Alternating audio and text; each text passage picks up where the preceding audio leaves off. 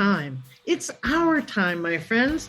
Time for millions of maturepreneurs, 55 plus, who are hashtag not done by a long shot, to revolutionize how we lead, do business, and innovate our world.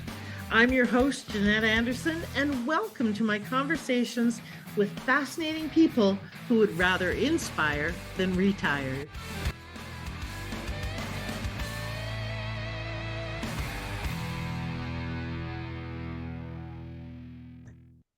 Hello, everybody, and welcome to this episode of the Maturepreneur Podcast.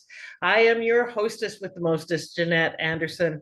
I am the Maturepreneur Maverick. I'm a stand for you to have as much fun and impact and income as you want for as long as you choose. So that's why I created this podcast. It's for those of you who are too inspired to retire. And part of that journey is making sure that we take care of all aspects of ourselves, our physical well-being, our mental well-being, spiritual well-being, economic well-being. So I have Valerie Hawkins with us here today to talk about some of that internal work and the importance of overcoming burnout, especially for those of you that are high achievers. How do you find your energy and your power to keep going? Because, my friends, we are hashtag not done by a long shot. So how do we stay sustainable after going through all the stuff we've been through? So welcome, Valerie. Glad you're here. Thank you. Thank you. Thank you, Jeanette. I'm really excited to be here. Awesome. And you're in North Carolina right now, right? Yes, North Carolina, Raleigh area. Okay. I'm currently in Calgary, Alberta, Canada. I am, as my listeners know, I am polyhomerous, which I used to say homeless, but then people get distressed. So now I say polyhomerous and they just get confused. It's another way to say I live a mobile lifestyle. So that's why I always say I'm currently in Calgary, Alberta, but you never know where I'll be next time. So let me tell you about Valerie, the official word. Then we're going to find out some of the juicy behind the scene tidbits. And then we're going to launch into our topic about how to overcome burnout, how to stay happy, healthy, sane, and sustainable as we age, sage, and live at this stage of life. So Valerie Hawkins is a dedicated nutritionist and self-concept coach. I want to come back to that, specializing in helping women overcome anxiety, burnout, and overwhelm, along with the related fatigue, weight, and mood issues. Drawing from her own experience as a working mom, engineer, and operator of multiple childcare centers, Valerie has firsthand knowledge of the toll these challenges can take on one's health and well-being. Valerie's clinical practice is focused on nutrition for mental health, guiding clients to better mental and physical well-being through tailored, evidence-based approaches. So awesome. There's lots in there that I want to find out about, not the least of which is a self-concept coach. I want to find out more about what that means. But first, let's find out something we would never, ever guess about you. Maybe your friends don't even know.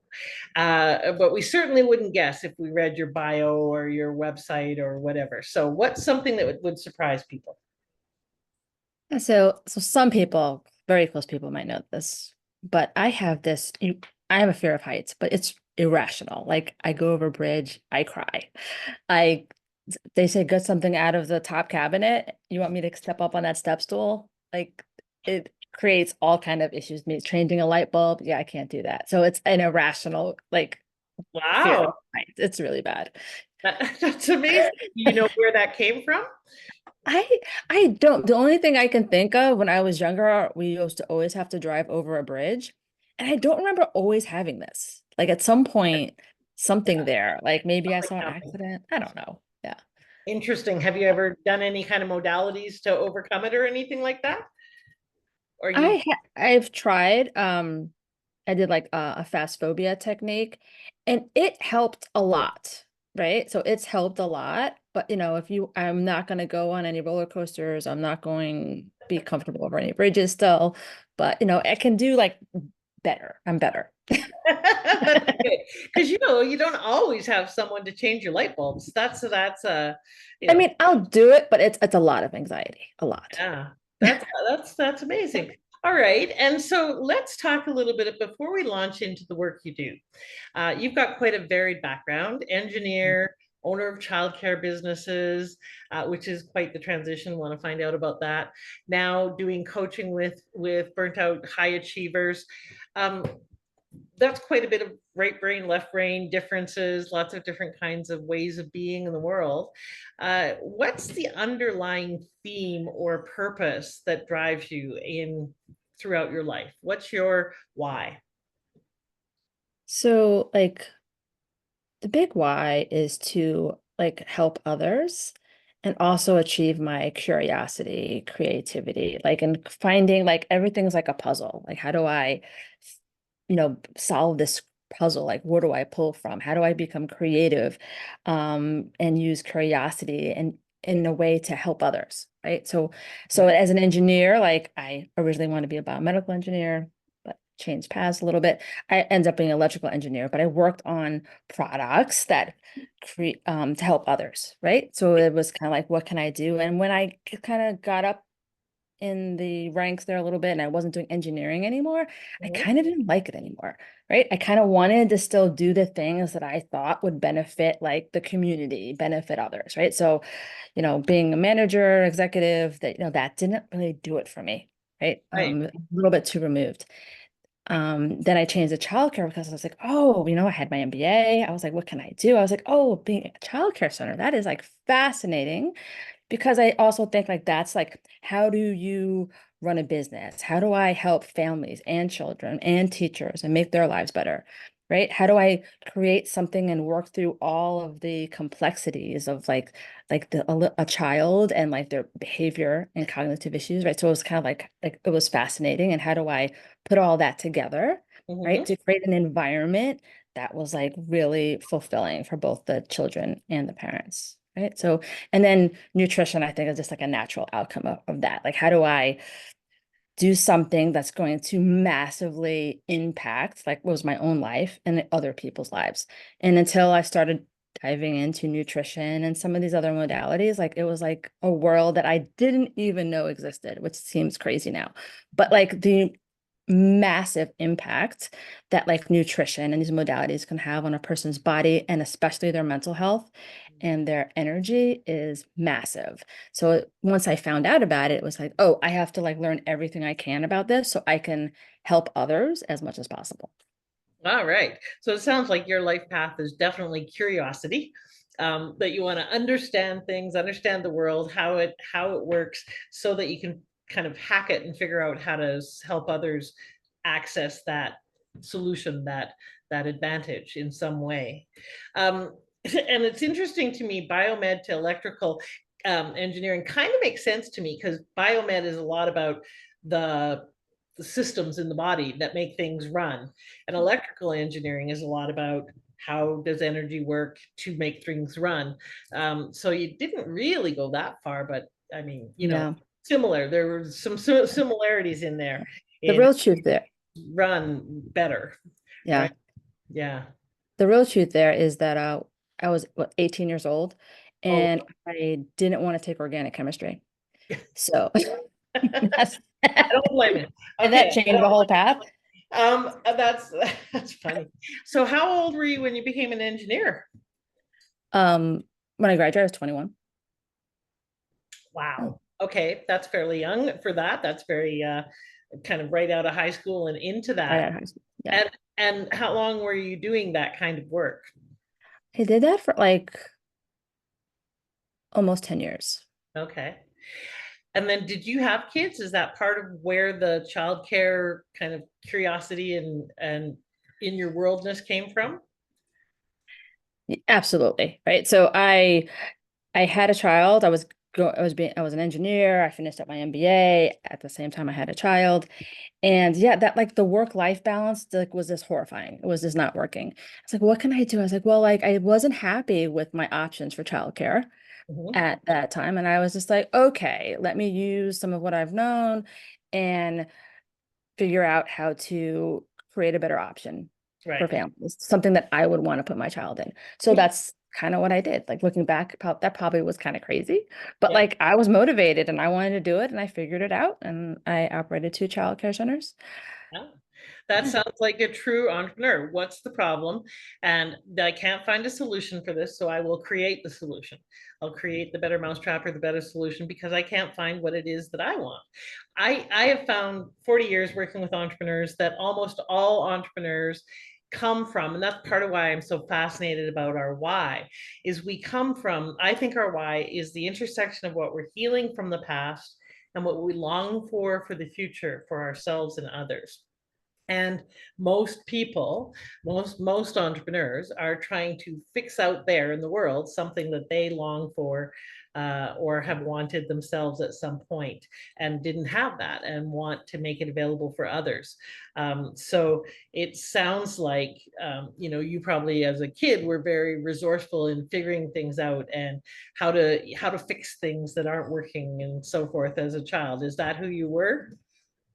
absolutely. Just make something out of nothing that what we don't have any toys. Well, we'll just make something. We'll just go outside and make something fun. Right. So it was always about creating and finding something fun and like just like I didn't need much, just make something out of nothing all the time. If something's broken, like, well, let's just figure out how to fix it. There's no need to buy it again or replace it. We will fix it. And I still do that today. There's no need to buy it. We can figure it out. I love that. Okay, so then the leap from engineer to entrepreneur for you probably wasn't as big as it would be for most people because you have that real kind of entrepreneurial nature of, well, how do we just make this work? Right? For some Exactly. people, that's not their orientation. So it's like, I don't know where to start. What was the biggest challenge for you making the leap from a steady paycheck and career to being an entrepreneur? The biggest challenge. So like going through it, like I don't think I was just like, oh, this is such a huge challenge, right? This was just, I think it was some of the financial accounting stuff. I had my MBA, but I was like, oh, and I don't know if it was a challenge. I just didn't enjoy it, Yeah, right? yeah, So like that stuff was not, and then I'm like so with you. absorb, yeah, and then absorbing all the information I could about child development, childcare, and just like consuming all of that knowledge in a short period of time, so I could actually make a good option for parents. Right. Okay. So big learning curve and lots of tasks or some tasks that you really didn't like. And so how do you get that done? Well, I know I Yeah. still don't like that. I still am working on how do I get that done after 40 years, for the love of God. Okay. So tell me a little bit about what was there any kind of fear about going from, like I said, steady paycheck to the unknown? And how did you deal with that? Did you have like enough money to carry you for years, or did you, were you just that resilient? Because that's a big consideration for a lot of people who are used to being an employee and having that steady paycheck is, oh my God, there's all this financial risk. How was that for you? Yeah, so I did think through that like really carefully. And even my business plan, like I had so many backup plans in my business plan for like what happens if this teacher, the director falls apart, or if like, things get like, can I jump into this director role or this teacher role? Like I had like all different backup plans Okay. as far as like, hey, if things started to become difficult, what do I do? Okay. Right. And I think I've checked off every one of them except COVID, right, happening. That wasn't in your plan, but yeah. That was not in my plan. So I really didn't, so I kind of knew it's kind of like, okay, so if things got to this level, this is what the action I would take. If things got to this level, this is the action I would take. Right. Okay. So I had that all like laid out because that was a huge fear. Yeah. Right. So to get over the fear, I had to come up with a plan. Okay. So for you, creating contingency plans, Mhm. having backup options mitigated the fear and allowed you to be able to move forward with Yeah. whatever you're doing. Okay. That makes a lot of sense. And I think actually a lot of times I'll work with clients on worst case scenarios. So really outing the fear, because a lot of time fear operates in the shadows. And when we out it and bring it out into light and take a look at what is the real fear, and get to the worst case of it, then we can get busy on, well, what would I do? I call it the bag lady syndrome. Exactly. So, Yeah. oh my God, I'm going to become a bag lady. Then what? And then we work through. So for me, literally, I have worked through this number of times in my own world.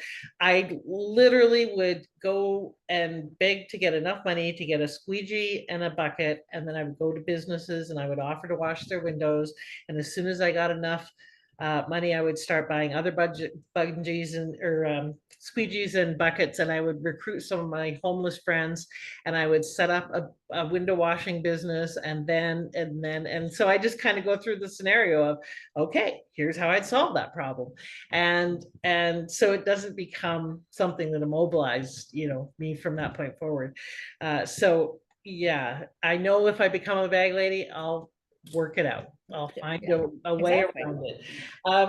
So tell me a little bit more about what took you into this area of passion around nutrition and so forth. Um, was that more about your kids, or was that more about your personal journey? Why do you care so much about that? Mm. So nutrition probably is more my personal journey, right? And it's kind of like, so if I describe it like, okay, I was an engineer, I moved up the ranks in a company, then I decided to get my MBA, had a child, operated 2 childcare centers. Like I was pushing myself really hard at the time. Now I loved engineering and I love childcare centers. Love it. Right. But I was pushing myself like super hard and like it started to take its toll. Right. So I'd always had migraines. I think I've always been like more anxious type of person, always had migraines ramped up, high blood pressure started to go up, fibromyalgia started, chronic fatigue, like everything started like coming down, right? And as much as I loved working in childcare centers, I loved going into the infant room and playing with the babies. I loved like interacting with the parents, like loved it. But at some point, because of everything else going on, like I was just going through the motions, right? I was just like getting out of bed and figuring out like how to possibly make it through the day, right? Mhm. It was that kind of didn't have the luxury to stay in bed, but just kind of like pushing my way through. And I was like, at some point, it was like, enough is enough. Like, what can I do? I would go to the doctor. They were completely not helpful at all, and like not one time in that whole process did anyone ever ask me about my food. No one asked me what I was eating. Never. Right. I think the doctor said one time, oh, maybe you should exercise more. Mhm. I'm exhausted. Yeah. Like you want me to exercise more. So I was just really frustrated. And I think one day I was just like, I don't know, like maybe it's my diet. Like I just out of nowhere. And I said, you know what? I'm just gonna get rid of added sugar.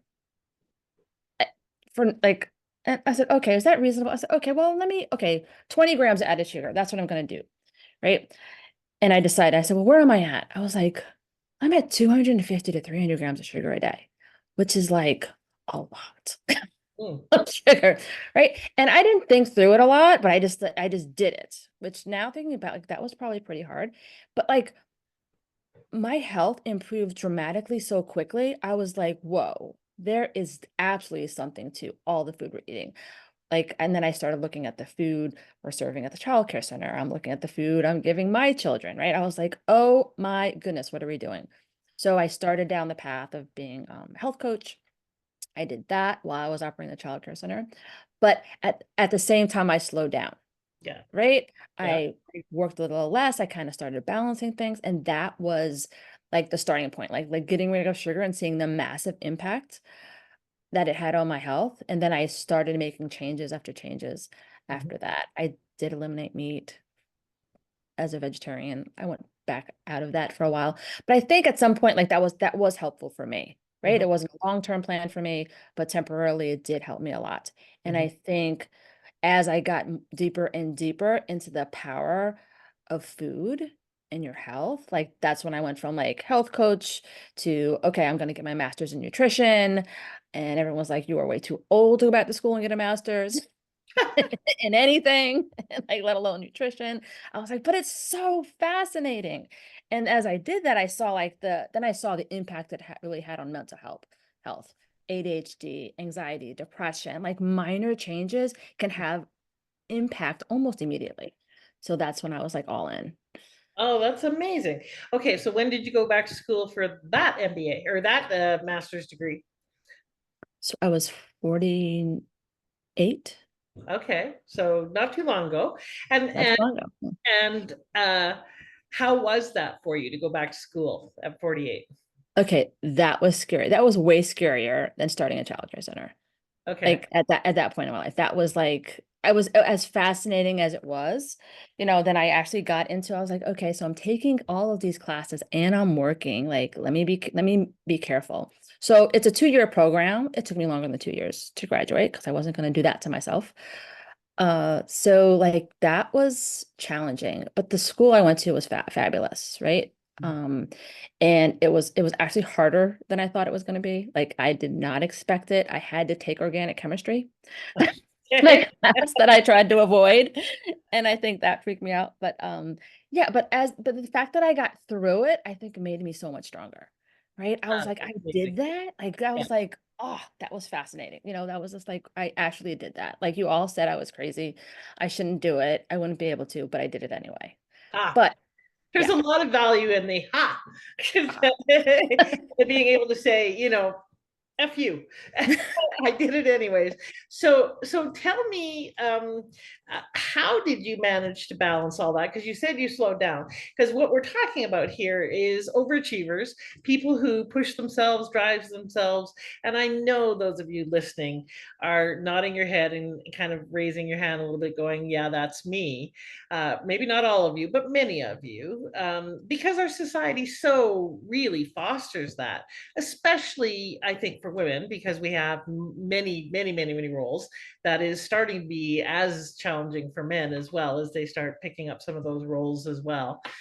So, what is the because that sounds like more pushing, more on your plate. And so, how did you start to actually think about being a high achiever? What shifted there that allowed you to actually shift your life? Right. So delegation, right? So I hired more staff. I hired more administrative staff, being able to let go a little bit of the reins. It was unnecessary, unreasonable to try to do everything, right? So understand like what part of that position I loved, Mhm. right? And then what parts could I delegate, right? And still, maintain the quality that I wanted at the centers. And that's where I kind of found the balance, right? So I could work a half day and then study and do classes and stuff and do what I wanted to do. I always maintained, so I always had some flexibility because I had 3 young children that Mhm. I was trying to get to all kind of activities as well. So like and then there were days I would take off so I could get them from here to there and everything. So it was a lot, but like being able to delegate, ask for help. I think a lot of women don't ask for help, Mhm. when they should. So I was able to ask for help when things got rough and delegate and able to like look at, okay, what is too much Mhm. and where can I find some balance? So, how did you give yourself permission to ask for help? Because one of the big things is there's lots of women who, like you said, struggle with that, and some men, um, to letting go, to asking for help, for asking for support. Um, and it's not just a case of there's a lot of people who might get to the point where they might ask for help, but they won't actually allow it. They won't allow it to make a difference. They won't actually let the person who said yes follow through and stuff like that. So, how did you give yourself permission? Because a lot of our value comes when we're drivers, when we're high achievers, comes Mm. from how much we do, how Yeah, much, absolutely. how many Yeah, balls that's we juggle, how much, our value comes from the do, not just the being. And so, how did you give yourself permission to delegate and to ask for help? okay. So the first time I had to ask for help, like it wasn't like I feel like it wasn't voluntary. Like I kind of crashed, right? Yep. Like I crashed, right? I know one time I had it was like a silly infection on my face, right? But it was pretty bad, so they had to hospitalize me, start an antibiotic IV drip, so I was stuck there for 5 days. And laid there and I was like, this is fabulous. It was like a hotel, like hospital. It was like fabulous. I can remember the room being amazing, the view of these woods. I was like, this is, I had nothing to do, right? I couldn't do anything. It was like forced upon me. And like that was actually the moment where I was like, okay, I need to slow down. I Mhm. stopped eating sugar like after that, but that was the first time I said, okay, I need to start slowing down. I need to ask people for help. I need to set proper boundaries. I was literally in the hospital and then I had staff calling me saying, asking me to fire someone. Like I'm in a hospital bed and you want me to fire someone, right? So that's when I was like, okay, that enough is enough. We have to set boundaries. You're capable of doing this job. I'll help when I get back, and just setting clear boundaries and like taking a real look at my life and what I was capable of, right? But then I had to really look at like look at all these good things that I'm doing, right? Because I feel like that by the lack of doing was like, oh, I'm not doing enough. Like your value, like you said, is in the lack in the doing. But Mhm. like look at all the things that I'm still doing, even though I'm doing less. I figured out how to do all these things and more Mhm. by doing less. Mhm. Right? So it was like that, and it was like, oh, and now I can have better connection with my kids. I can have better, I can like hopefully get out of this chronic fatigue, right? I can like slow down so I can heal my body, right? So I was doing all those things and I did make good progress, but it was when I changed my food. That's when like the massive changes happened. Okay, so we'll talk about that in just a second. But so what I Yeah. just heard you say was basically you were forced to, and often we'll create a healing crisis of some kind. Our bodies are always in service to us, and when we need a break, and we're saying it to ourselves in our head, our body goes, "Oh, okay, here, let me give you a break. Let me put you in the hospital for 5 days so you can actually have a break." So rather than doing that, one of the options is to give ourselves that break consciously before our body has to help us and comply with it. That's a really good idea that many of us don't learn until later on.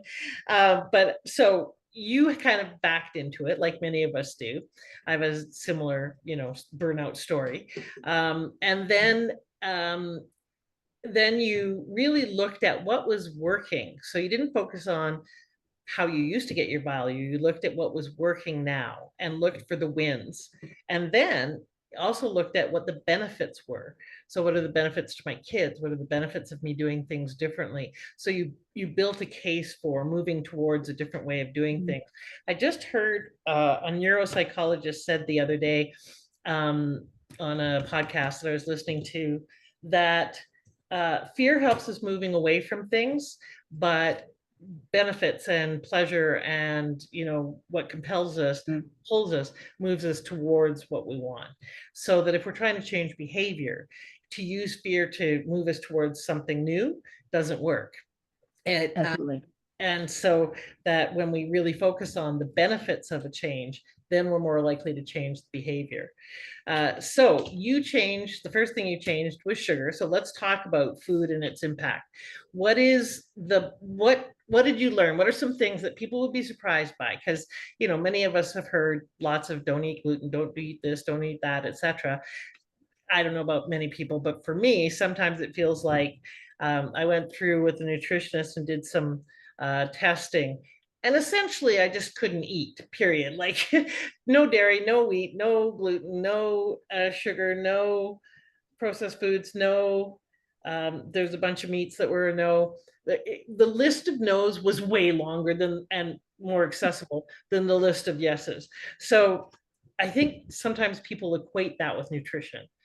What's your definition of nutrition and what did you learn that really got you so excited about Yeah, so nutrition for me is providing the nutrients for your body so you can work with your body to heal and perform at your highest, right? So it's like it's how do you nourish your body so it can be in balance with like your mood, your energy, right? And just have a nice nourishing um balance to your body, right? So like when you had your testing, right? And they found all these things you couldn't eat. And whenever I see that in someone, I say, okay, this means you have a gut health problem, right? Your gut is permeable and too many things are getting through. So like what you really need is a gut healing protocol. And yes, and maybe temporarily 4 to 6 weeks, you're going to get rid of all these foods so we can give your gut time to heal because that's what your body needs time to heal. And you would be surprised at how many foods you can add back in by Mm, doing that process properly, right? yeah, So yeah, there might be gluten, for instance, that is one that doesn't you can't add back in, right? Or it might be lactose, right? So it just depends on the person, but you'd be surprised. People will show up blueberries, strawberries, all kind of things that they eat all the time. They say, "Oh, I can't eat any of these foods." Well, it's because they're getting through when they shouldn't be. And mm, if you spend time healing your gut, like a lot of those problems will go away. right. Okay. So what did you, because you said you noticed some immediate improvement just taking sugar out, Mm. some of the improvements that you noticed. Yeah, so energy, brain fog, immediately, right? And at that time, I didn't care why. I just took the win and moved on. Now looking back, like people, everyone thinks of like glucose and insulin, and that's what's causing all the problems. And it causes massive problems like inflammation and everything else. But like it causes other things, like, like if you're a baker and you think of cooking, like you feed the yeast a little bit of sugar to get it to rise, right? So when you eat a lot of sugar, if you have any candida, you're feeding that, right? You can have like candida overgrowth. That can cause gut issues. It can cause brain fog. It can cause all kind of things. So it could be like a candida problem, or it could be a cortisol problem, right? So every time you eat a lot of sugar and it spikes your cortisol, right? And then it spikes your sugar and then it crashes. When it crashes, it spikes your cortisol, right? So that up and down spiking. So like you're already having a stressful life, right? Already dealing with stress, and the food you're eating is causing those same spikes in your cortisol. Mm. So that's some things that maybe people don't know, that like, that sugar alone is spiking of that sugar is a stressor on your body. And so when you say taking out, what did you call it? Not extra sugar, but Added sugar. added sugar. Yeah. Yeah, There's lots of things that naturally have sugar in them. I ate those too. What's the big difference? And some people may know this, but some people may not. What's the big difference Mm. between refined sugar or sugar that we find in, jujubes or whatever, and the sugar that occurs in an orange? Yeah, well, there's far less sugar, first of all, right? So, and it's combined with other nutrients and often fiber, right? So it's combined, and that fiber will help slow that glucose spike, Yeah. right? So when you have it, and you can eat far less. Like we weren't really intended to eat these processed mounds of sugar that we do every year. Like if you think sugar cane, if you had to like chew on a piece of sugar cane, like it would take you a really, really long time to eat a lot of sugar. Like it's not possible when you eat it through whole foods and fruit and things like that to eat that amount of sugar. Right. And it's also combined with other nutrients. Okay. I was surprised, for instance, recently, well, not that recently, but um, how much sugar there is in milk, in regular milk that you buy in the store. And I taste it now. So if I get something like Fairlife, which is a brand here in Canada that has less sugar, it still has sugar, but it has less sugar in it. It's noticeably different than regular milk, which I find quite sweet. So what are some of the things that have milk or have sugar in them that we wouldn't guess? Mm. I think everything. I think the food manufacturers put sugar in everything, right? They put sugar in it even when you don't know because it's palatable, right? Sugar's in everything. It's like people most should know. It's in salad dressing. Like everyone thinks they're eating healthy salad dressings, but they're loaded with sugar, right? All the condiments like ketchup and barbecue sauce are like loaded with sugar. Like it doesn't have the same sweet taste Mhm. as a candy, and it's kind of like hidden in that savory taste, Right. right? So but like there's something about it. It's like, oh, I like this, like spaghetti sauces, right? Some kids like the sweeter the better, Yeah. right? It's in just about everything, right? I don't think there's many things you wouldn't find sugar in. There's sugar in bread, right? Even if you pick up a slice of bread, there's 4 or 5 grams of sugar in there. Mhm. There's no need for there to be sugar in bread, but you'll find sugar in most things you eat. So you kind of look at the added sugar Mhm. in foods, right? So you kind of look, but then people say, oh, I'll just go with no sugar, right? Or then there's like a lot of fat in the food. So you have to kind of balance, the artificial sweeteners and the bad things they can do for you with, okay, so what did they do to replace it? Oh, they put a lot of fat in there. Like, what did they do to Yeah. process it? So that's why, the processed foods, people say, oh, I can't eat anything. I can't eat processed food. But like you have to like be really careful because like they're manipulating your taste buds. They're manipulating your cravings, right? They're causing like food addictions in some cases because of it. Yeah, absolutely. Absolutely. Diet Coke is one of mine, and it is absolutely addictive. I go through withdrawal when I go off of it, Mm. and my body craves it and so forth. And there is a noticeable difference. So, what were some of the things that you learned that help with things like ADHD? So, let's talk about mental health a little bit. What are some, parents with ADHD kids, or if you happen to be ADHD or ADD or whichever of the alphabet that you may be, what are some of the biggest, simplest changes that they can make in their diet, their way of being, their wellness regime to help? Mm. So I think most people are going to say whole foods, get rid of the dyes, get rid of the chemicals, and I absolutely agree that's all true. But I think some of the bigger things that someone can look at is like making sure they get a good omega-3, like a good high quality omega-3 and good high quality protein. I can't say enough about protein. I think protein is important for everyone. Like many people don't eat enough of it, but protein is like I call it the substrate for like neurotransmitters in your Okay. brain. So for like serotonin and dopamine, you need protein. You need the amino acids that kind of drive those pathways. So without enough protein, you can't even drive the pathways, right? The other thing you want to look at is like a good folate and B vitamins, right? Those are the other things that help drive those same pathways. So I would say B vitamins, a good B vitamin, you need to know what your methylation status is. You can get that tested. But I think before you start taking different kinds of B vitamins, especially like a folate and a B6, know your methylation status for your child before you start giving them a whole lot of methyl groups that they don't need. Okay. So, what does that mean, and how do people find that out? Well, you would go to a practitioner and ask for like a methylation panel, right? Right. And Okay. they would just know like what your current status is, right? Like how are you methylating things? Okay. So, once they know how you're methylating things, which I don't even know what that means, but I'm assuming it's a processing of a particular kind of vitamin or protein. Mhm. Okay. Yes. Then uh, well, let's put it this way. If you don't do that, what's the downside of taking, the wrong B vitamin? Well, it's the methylation groups, right? So, like, if you look on a vitamin bottle, you'll see methylated cobalamin or methylated methylfolate, right? Those are the two methyls because you're trying to get methyl groups. Methyl groups are used for detoxification, they're used to run pathways in your body, they're used to specifically run the pathways for some neurotransmitters in your brain. So, if you have a lot of methyl groups already, or things are happening, and you give someone more methyl groups, like, they're not going to feel well, right? So Okay. so it's like too much. Or, Much of a you good. know, or you choose a one that doesn't have methyl groups and they need methyl groups, right? They need like methylated folate and methylated cobalamin. Like then like you are missing out on what they actually needed because they're not processing it well, so they need methyl added to it. So it's kind of like knowing what's going on before you just start taking like, oh, I'll take a B vitamin with 5,000% of B1, right? Okay. All right.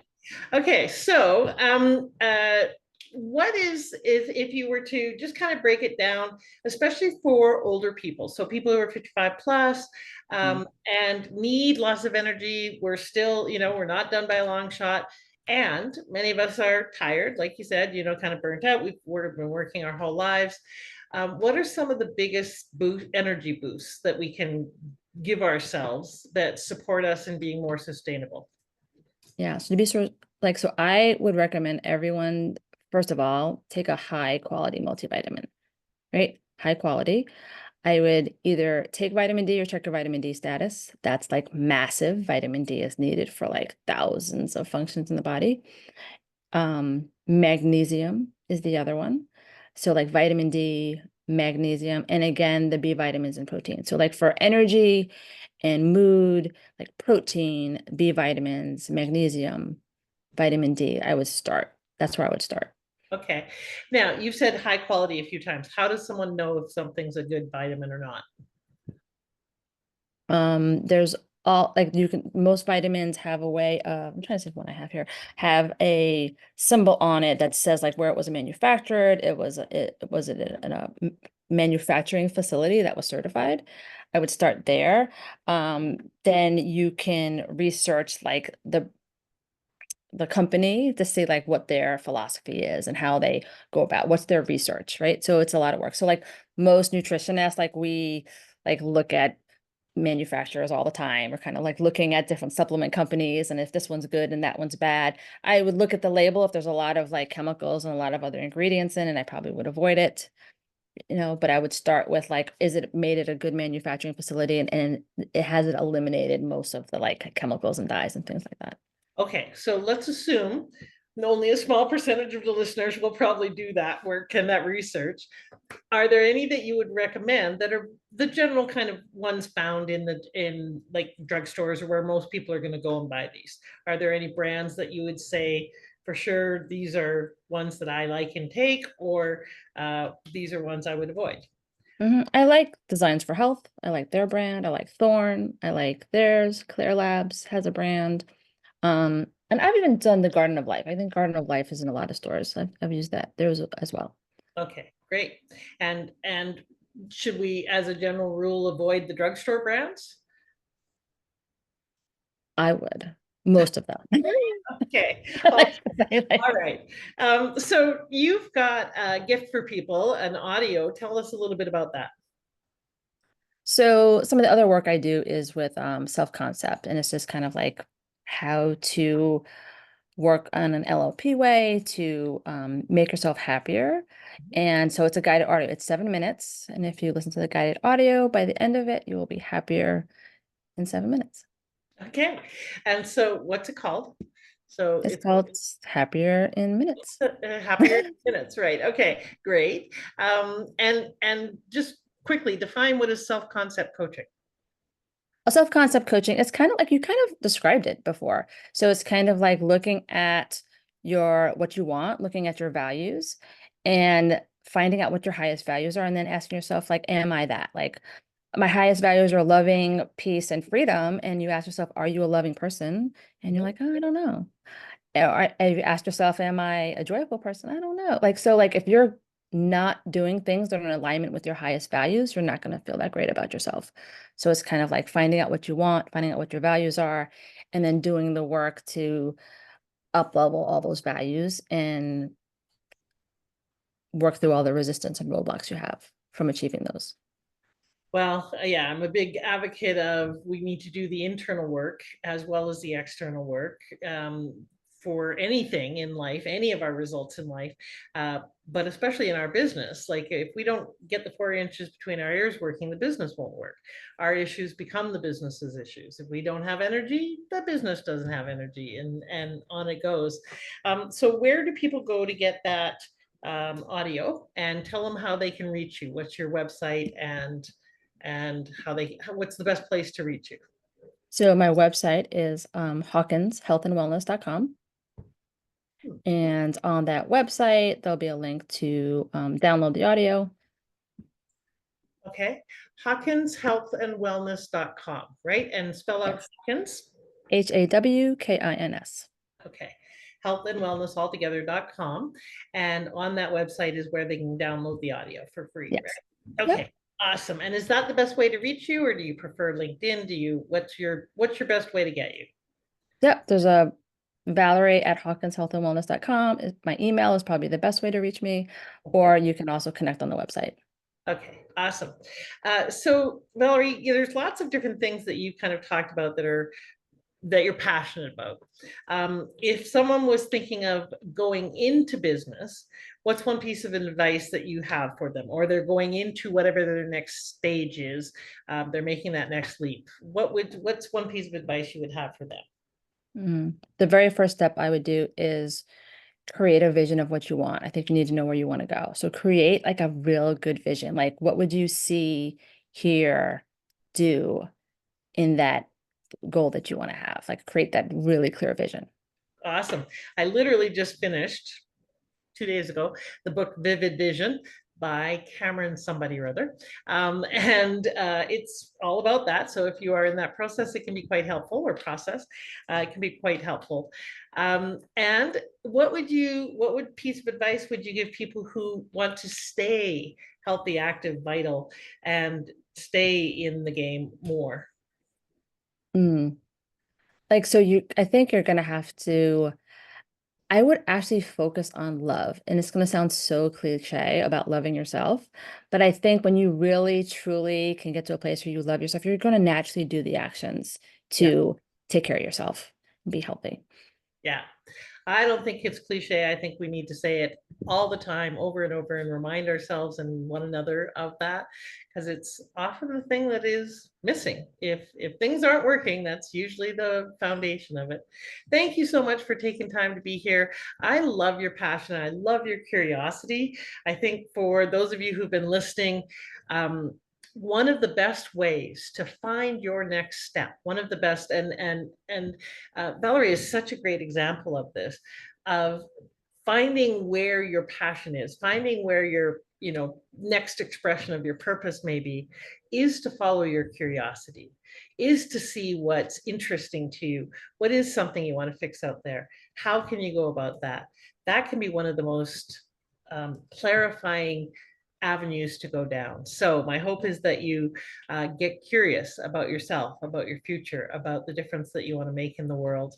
And I just wanted to remind everybody that you can go to maturepreneur.world for information about the network. The network is our community that is a really great way for you to have an incubator for that next leap, for you to be able to connect with other maturepreneurs who are passionate, like Valerie, who are passionate about what they do, who are inspired to share their expertise and wisdom, and who really want to support you in being successful as well. It is really about a community of people who are too inspired to retire and who are ready to kick some butt and take names. So go to maturepreneur.world for more information about that, or to reach out to me. And make sure that you check out Valerie at hawkinshealthandwellness.com so that you can get some real support in taking care of yourself in a deeper, more loving way. Thank you so much for being here, Valerie, for being such an advocate for people to take care of themselves so beautifully. I appreciate you and the work that you do. Thank you, Janet. Awesome. Have a wonderful and bodacious week, everybody. And thanks for tuning in. Bye for now.